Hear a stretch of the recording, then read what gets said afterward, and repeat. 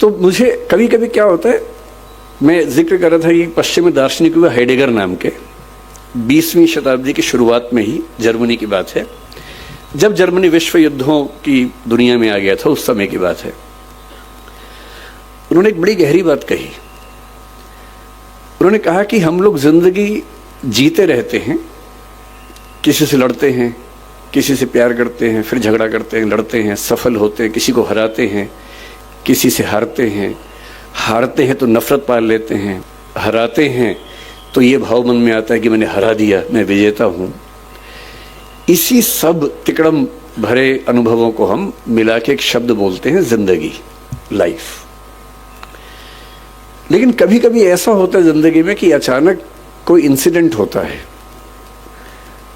वो इंसिडेंट क्या होता है, जैसे मान लीजिए कि मैं और मेरा दोस्त सड़क पे जा रहे हैं, अचानक एक ट्रक की कार ब्रेक फेल हुई, उसे टक्कर मारी और मेरे साथ जो मेरा दोस्त था उसकी मौत हो गई और मैं बच गया।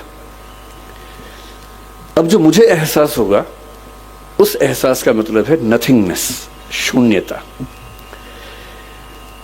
उस मोमेंट पे, उस क्षण में ये लगता है कि क्या है जिंदगी में ऐसा, और मैं जो इकट्ठा करने में लगा हूं, मैं जो ताकत के पीछे भाग रहा हूं, मैं जिस 8 साल बाद की प्रमोशन के लिए अभी से रात दिन जुटा हुआ हूं, ये सब तो 1 सेकंड का खत्म होने का वाला खेल है। जिस जिंदगी का 1 सेकंड बाद का अता पता नहीं है, भरोसा नहीं है, कल सुबह मैं उठूंगा भी या नहीं ये भी नहीं पता है, और मैं ऐसी जिंदगी जी रहा हूं जो 10 साल बाद मैं ये बन जाऊंगा, 18 साल बाद मेरी प्रमोशन ये होगी, मैं सेक्रेटरी बन जाऊंगा या मैं हाई कोर्ट का जज बन जाऊंगा।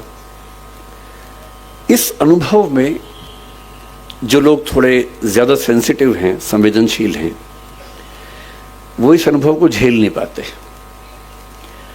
और उनके लिए इसी बिंदु पर टर्निंग पॉइंट आता है और वो जीवन का रास्ता मोड़ लेते हैं कि जब जीवन में कुछ भरोसा नहीं तो मैं इन निरर्थक चीजों के पीछे क्यों भागता रहूं, क्यों ना मैं किसी ऐसी सार्थक चीज की तलाश करूं जो अंततः मुझे सुकून देती हो।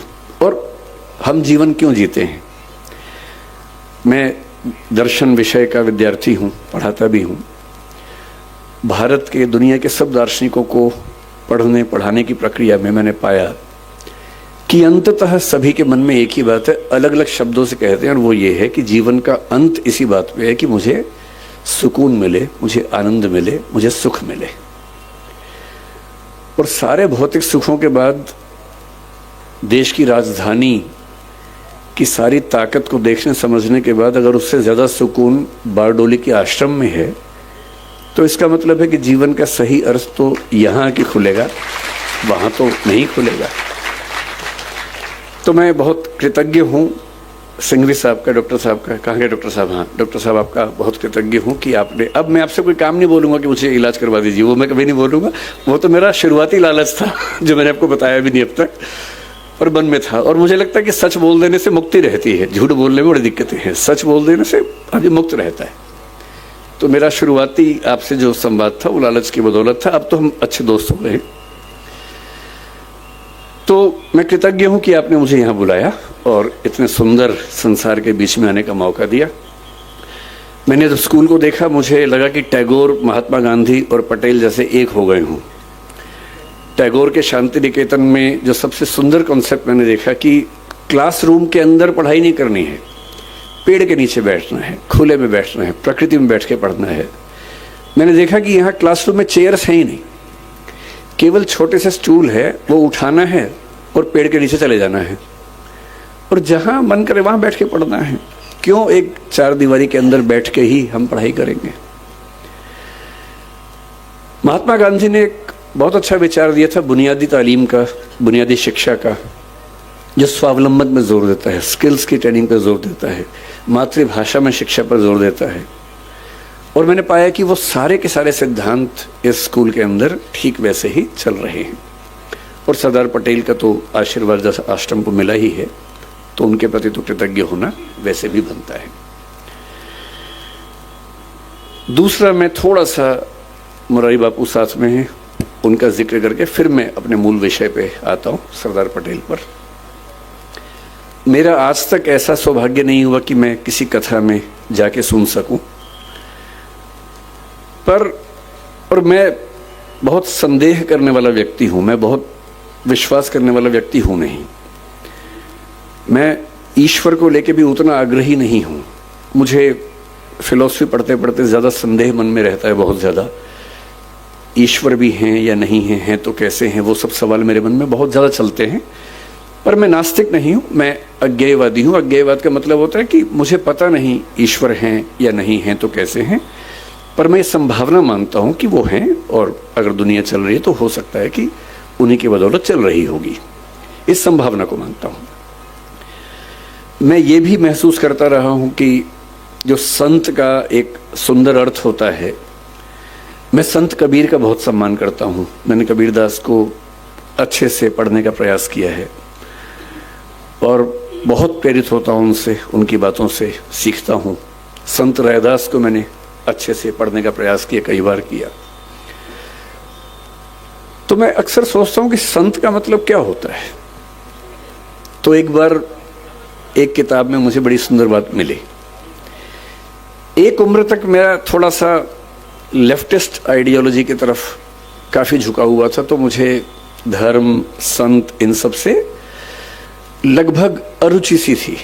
नफरत तो नहीं कहूँगा, पर अरुचि जैसा भाव रहता था। मेरे पेरेंट्स भी परेशान थे क्योंकि मैं कुछ अतिवाद के रास्ते पर उस समय चलता था। मुझे लगता था कि संत वो लोग हैं जो दुनिया के संघर्षों को छोड़ के भाग गए हैं। अरे भाई, मैं बुद्ध को पढ़ता था, महावीर, वर्धमान महावीर को पढ़ता था। मुझे लगता था कि क्यों ऐसा करते हो भाई, सब लोग स्ट्रगल कर रहे हैं, रोजी रोटी का संकट सबके सामने है, सबके बच्चे हैं, उनकी शादी होगी नहीं होगी, करियर होगा नहीं होगा, इतना इतना स्ट्रगल है। उस स्ट्रगल से हम तटस्थ हो जाएं, ये मुक्ति कैसे हो सकती है। फिर एक बार मेरे हाथ में किताब लग गई, क्योंकि मुझे किताब पढ़ने का शौक है और मेरे सबसे अच्छे दोस्त अगर कोई हैं तो किताबें ही हैं। और एक किताब इसी विषय पर मैंने पढ़ी कि संत होने का मतलब क्या होता है। तो उसमें बड़ी सुंदर एक व्याख्या थी कि संत वो नहीं है जो दुनिया की मुख्य धारा से भाग गया है। संत वो है जो जानता है कि अगर वो मुख्य धारा में उतर गया तो शायद सबको हरा देगा, पर वो उतरने से पहले ही जानता है कि सबसे जीत के भी कुछ हासिल नहीं होगा। और इसी बात को कुछ और लोगों ने दूसरी भाषा में कहा, The most interesting thing about the rat race is that even if you win, you are still a rat. चूहों की दौड़ की सबसे रोचक बात यह है कि अगर आप जीत भी जाएं तो भी चूहे ही रहते हैं। और जिससे समझ लिया कि चूहा होना ही नहीं है, तो चूहों की दौड़ में दौड़कर किसको जीत के दिखाना है। अगर मैं जीत के दिखा भी दूं, अगर मैं जीत के दिखा दूं, किसको दिखाना है। क्या कोई इतना महत्वपूर्ण है कि उसको दिखाने के लिए मैं अपने 10 साल खराब कर दूं या 20 साल खराब कर दूं? क्यों दिखाऊं? और अंततः तो साक्षी भाव से खुद को ही देखना है। और यदि मैं अपनी चेतना के सही रास्ते पे नहीं हूं, तो दुनिया की नज़र में कितने भी सही रास्ते पे हूं, वो सही रास्ता कैसे हो सकता है। मेरा सही रास्ता तो मेरी चेतना, मेरी अंतरात्मा तय करेगी। और यदि मेरी अंतरात्मा इस बिंदु पर सुकून महसूस करती है कि मुझे उस चूहों की दौड़ में शामिल होना ही नहीं है, तो नहीं होना है। और मैं कल से, मुझे डॉक्टर सिंघवी साहब ने कई जिक्र किए बापू के, कि कैसे उनकी कथा में लोग, और गुजरात के लोग कितने दानी हैं वो भी पता लगा। सूरत के बारे में विशेष रूप से पता लगा कि 50 करोड़ 100 करोड़ का दान हुआ, एक अस्पताल बन गया। फिर कथा हुई, फिर 125 करोड़ का दान हो गया, इससे एक और अस्पताल बन गया। इतना कंट्रीब्यूशन तो बड़े बड़े मंत्री, नेता और IAS नहीं कर पाते हैं, तो उससे लाख गुना अच्छा है कि हम संत बन के ही अपना काम करें और समाज के लिए जो कर सकते हैं वही करें। तो मैं बापू बहुत कृतज्ञ हूँ कि मैं तो इस लालच में था कि मैं ज़्यादा सुनूंगा, पर मुझे बताया गया कि मुझे सुनाना ज़्यादा है, सुनना कम है। ये वैसे ज्यादती है, बहुत बहुत ज्यादती है आपकी कि मुझे ज़्यादा समय दिया आपने और बापू कम बोल रहे हैं। इसका उल्टा होना चाहिए था, पर ठीक है, आपने अपना कुछ मुझे सोची होगी इसके पीछे।